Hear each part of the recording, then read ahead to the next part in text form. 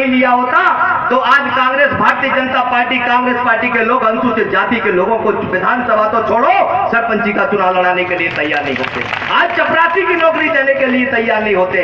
मैं धन्य अपने आप को समझता हूं कि मैं परम पूज्य बानवर साहब कांसी राम जी का शिष्य हूं। कांसी राम जी के साथ मैंने मंच साझा की है। कांसी राम जी की मंच का मुझे संचालन करने का मौका मिला है। माननीय बहन कुमारी मायावती जी की मंच का संचालन करने का भी मुझे मौका मिला है।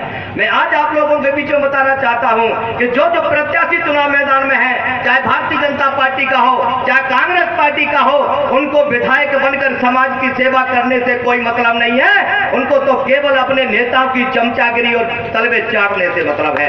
मैं आप लोगों से बताना चाहता हूं, क्योंकि आप सभी को पता है कि भारतीय जनता पार्टी के नेता ने कितनी सेवा की है समाज की, और कांग्रेस पार्टी के प्रत्याशी ने कितनी समाज की सेवा की है। समाज उनके सेवा की है तो अपने नेताओं के पीछे लगने का काम उनको सवेरे संजा केवल बिस्तर पर सुलाने से लेकर उनके मालिश करने का काम किया इन लोगों ने।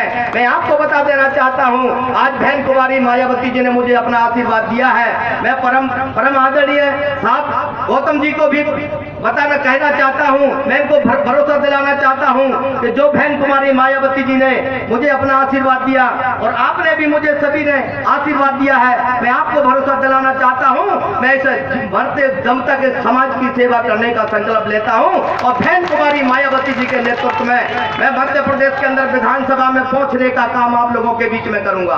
क्योंकि आप लोगों ने पूरे विधानसभा के अंदर जो मैंने देखा है, पूरे गिजोर रामेगांव त्रोल देवगढ़ बारकली तिलक नौती पुट्टी भगे सुगले जन पर घोगे दही दबार पर चरपरा कर रहुआ बलुआ मकोड़ा कल्याणी सित्ता से खरिया देवरा सुनबई अदबई छटियापुरा सभी गांव का मैंने दौरा किया है।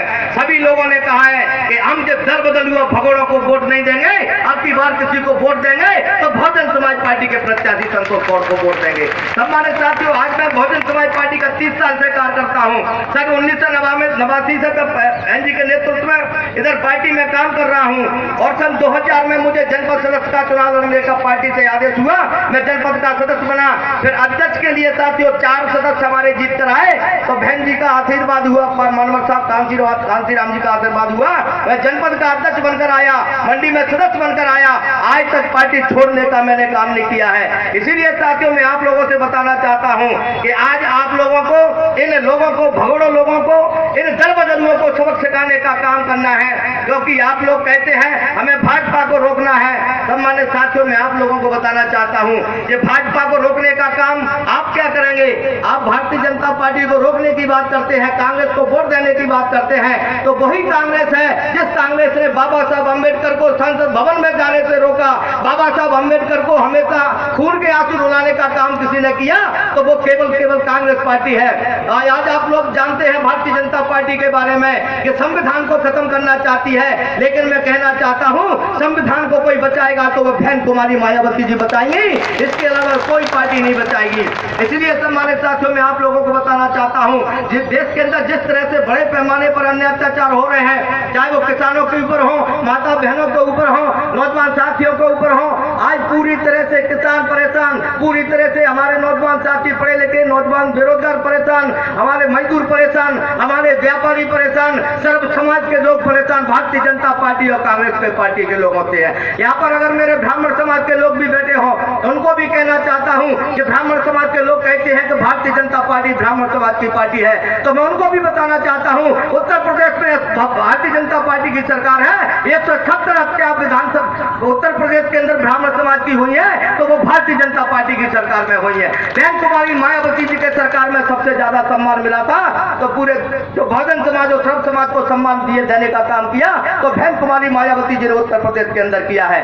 आज मैं आप लोगों को बताना चाहता हूं अनुसूचित जाति के विधायक और सांसद कई लोग चुनकर विधानसभा और लोकसभा में जाते हैं, लेकिन जब अन्य अत्याचार इन लोगों के ऊपर होता है तो अब उस कुत्ते के समान बैठे होते हैं जो पट्टी बंधी होती है मुंह पे, काटना तो बात अलग है, भौंक भी नहीं सकते हैं। वो देश में केवल एक ही नेता है, वो परम आदरणीय हमारी नेता बहन कुमारी मायावती जी। जब इस देश के अंदर अन्य अत्याचार हो रहा था, चाहे शब्बीरपुर कांड हो, चाहे ऊना कांड हो, चाहे मुजफ्फरपुर कांड हो, चाहे तुम्हारा भीमा कोरेगांव कांड हो, पूरे देश के अंदर इस गरीब लोगों को मारा जा रहा था, काटा जा रहा था, तब बहन कुमारी मायावती जी ने लोकसभा में कहा था कि लानत है ऐसी कुर्सी पर अगर मैं अपने देश के लिए, अपने समाज के लिए लड़ नहीं सकती, बोल नहीं सकती, तो इस्तीफा देने का काम किया तो देश में ये कई नेता है वो परम आदरणीय बहन कुमारी मायावती जी है।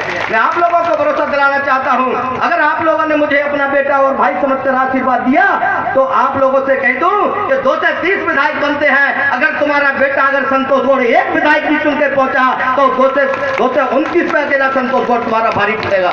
इसलिए साथियों मैं आप लोगों से निवेदन करना चाहता हूं कि आप लोगों को 3 तारीख को होने वाले उपचुनाव में, क्योंकि जब भी उपचुनाव होता है तो आपको सभी को पता है कि जब ऊपर वाले को प्यारा हो जाता है कोई तब चुनाव होता है, लेकिन यहाँ तो 1-2 नहीं, कई 24 के 24 कांग्रेसी नेता भगवान को प्यारे हो गए। और आज भारतीय जनता पार्टी की सरकार बनाने का काम किया है तो किसी ने किया है तो वो कांग्रेस पार्टी ने किया है। बसपा के ऊपर आरोप लगाते थे कि बसपा को जिताकर क्या करेंगे, एक बेटे 2 विधायक बचे आते हैं, लेकिन मैं कहता हूं इनकी तो कुटुंब की कुटुंबनाट हो गई कांग्रेस की।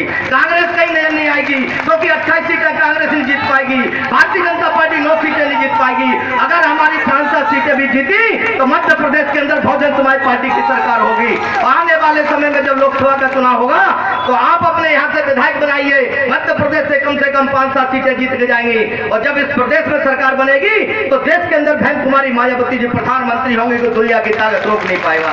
इसीलिए मैं सभी साथियों से मैं आशीर्वाद लेते हुए और सभी से निवेदन करना चाहता हूं कि एक वोट चुन कर आपको हाथी के सामने वाले बटन पर दबाना है। और मैं अपना सारा समय माननीय गौतम साहब को, राज्यसभा सदस्य जी को देते हुए अपनी बात को खत्म करूंगा। जय भीम।